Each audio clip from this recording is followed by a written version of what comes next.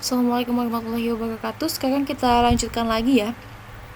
Tadi setelah kita bahas tata nama dan sifat fisis, sekarang kita bahas sifat kimia atau reaksi terhadap aldehid dan keton. Ini pertama reaksi terhadap aldehid ya, silakan kalian baik-baik materi ini karena kita akan pakai lagi nanti ketika kita bahas makromolekul yaitu karbohidrat ya. Yang pertama ini adalah reaksi oksidasi aldehid. Oksidasi terhadap aldehid akan menghasilkan asam karboksilat. Ya, ini seperti ini reaksinya. Ini aldehidnya, ini asam karboksilat. Ya, ini aldehid. Ini asam karboksilat. Nah, sifat sebagai pereduksi ini, ya, sifat sebagai pereduksi ini dapat digunakan sebagai identifikasi adanya gugus aldehid dalam suatu senyawa. Nah, oksidator yang biasa kita pakai untuk identifikasi adanya gugus aldehid ini adalah Fehling dan Tollens. Ya, ini silakan kalian catat ya, diingat-ingat apa sih hasil reaksi aldehid dengan Fehling dan dengan Tollens. Nah, pertama kita bahas Fehling. Fehling ini terdiri dari Fehling A yang merupakan CuSO4 dan Fehling B yang merupakan garam sinyet. Nah, garam sinyet ini KNA tartrat. Nah, ini merupakan gugus yang aktif ya, sedangkan gugus yang aktif dalam reaksi Fehling adalah Cu2O. Maksudnya apa? Ini adalah hasilnya. Gugus aktifnya itu hasilnya dari reaksi Fehling ini adalah Cu2O. Nih, kalau di dalam senyawa tersebut mengandung aldehid, maka akan terbentuk endapan merah bata. Nih, reaksi positifnya ini adalah endapan merah bata jika aldehid direaksikan dengan Fehling. Jadi misalnya ada suatu campuran nih, ada mengandung aldehid, direaksikan dengan Fehling, itu akan muncul endapan merah bata. Kalau tidak muncul endapan merah bata, berarti tidak ada aldehid di dalam sampel. Seperti itu, ya, itu digunakan untuk identifikasi aldehid. Lalu selanjutnya adalah Tollens. Nah, Tollens ini bisa juga disebut perak amoniakal. Itu campuran dari AgNO3 dan amonia yang berlebih. Ini Tollens ya. Nah, gugus aktifnya itu adalah Ag2O. Pada Tollens ini gugus aktifnya. Nah, kalau ada aldehid ya, kalau terjadi oksidasi nih ketika suatu sampel ternyata mengandung aldehid direaksikan dengan Ag2O tadi ini ya, reaksi Tollens namanya, campuran AgNO3 dan amonia berlebih di campurannya. Ini akan terjadi oksidasi dan hasilnya adalah endapan perak. Nah, kalau misalnya tiba-tiba ada endapan perak ya, ini reaksinya jadi seperti cermin perak. Itu berarti ada aldehid di dalam sampel. Ini reaksi Tollens makanya sering juga disebut sebagai reaksi cermin perak. Nah, jadi ini kalau tadi Fehling reaksi positifnya adalah endapan merah bata, untuk Tollens reaksi positifnya adalah terbentuk cermin perak. Nah, nanti di pinggir, di dalam misalnya di dalam tabung reaksi ya, di pinggirnya itu bagian atas itu ada keliling seperti cermin perak. Itu adalah endapan peraknya, berarti di dalam sampel mengandung aldehid. Tapi kalau tidak ada, berarti tidak mengandung aldehid. Selanjutnya bisa juga selain bisa teroksidasi, bisa juga tereduksi.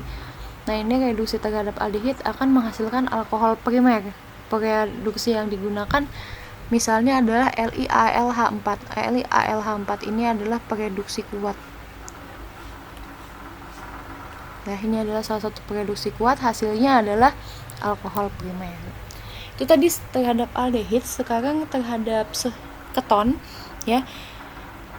Keton ketika direduksi akan menghasilkan alkohol sekunder. Alkohol sekunder itu yang alkohol yang gugus OH-nya terikat pada C sekunder ya. So ini harusnya di sini, ini COH, ini juga harusnya pas di atas ini COH. Itu ya. Ini kita anggap aja dulu nggak ada. Ini yang dipakai ya. Jadi OH-nya itu mengikat di C yang sekunder. Ini kan C sekunder ya, mengikat 2 atom C lain, ini mengikat 2 atom C lain gitu. Ini kalau reduksi keton pakai LiAlH4 ini menghasilkan alkohol sekunder. Nah, keton nggak bisa dioksidasi ya oleh pereaksi Fehling dan pereaksi Tollens. Sifat ini digunakan untuk membedakan keton dari aldehid atau sebaliknya. Jadi penggunaan pereaksi Fehling dan pereaksi Tollens ini adalah untuk membedakan keton dari aldehid gitu. Karena kalau aldehid itu akan bereaksi positif dengan Fehling dan Tollens, tapi keton tidak bereaksi positif karena tidak dapat teroksidasi. Begitu ya. Lalu selanjutnya kita masuk ke kegunaan aldehid dan keton ya. Pertama kegunaan aldehid ini pertama ada formaldehid atau metanol 40%, dikenal juga sebagai formalin. Ini digunakan untuk antiseptik ya, pengawet mayat juga bisa gitu. Lalu formaldehid juga dimanfaatkan sebagai bahan baku untuk industri plastik, melamin dan bakelit. Lalu asetaldehid atau etanol merupakan bahan baku bahan industri, misalnya polivinil asetat atau PFA yang digunakan sebagai lem dan paraldehid. Nah, paraldehid ini adalah obat tidur.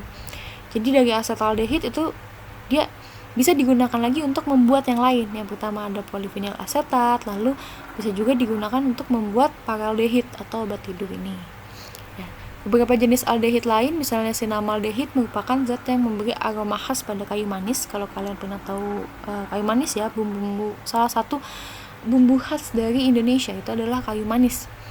Bisa juga digunakan di kue-kue. Kalian tahu cinnamon ya, kayu manis itu bahasa Inggrisnya ada cinnamon, ada cinnamon roll, itu wanginya khas sekali, itu adalah kayu manis.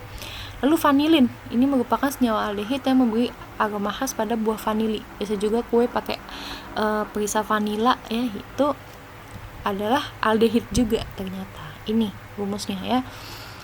Mana sih yang jadi ini nih, ini gugus aldehidnya, ini gugus aldehidnya. Ya, ini pada sinamaldehid nih kayu manis, lalu ini di vanilin. Apa gambarnya es krim? Karena kata-kata es krim perisanya vanila, es krim vanila. Seperti itu. Lalu keton, nih keton juga paling banyak itu adalah propanon atau aseton. Aseton ini banyak dimanfaatkan sebagai pelarut ya, misalnya pelarut cat kuku dan pembersih kaca. Aseton juga merupakan bahan baku untuk senyawa bahan industri, misalnya perspex, ini sejenis plastik, dan bisphenol, ini juga plastik. Lalu selain itu, keton juga terdapat dalam hormon dalam tubuh manusia, misalnya testosteron, progesteron, kortikosteron, dan sejenisnya yang merupakan senyawa keton.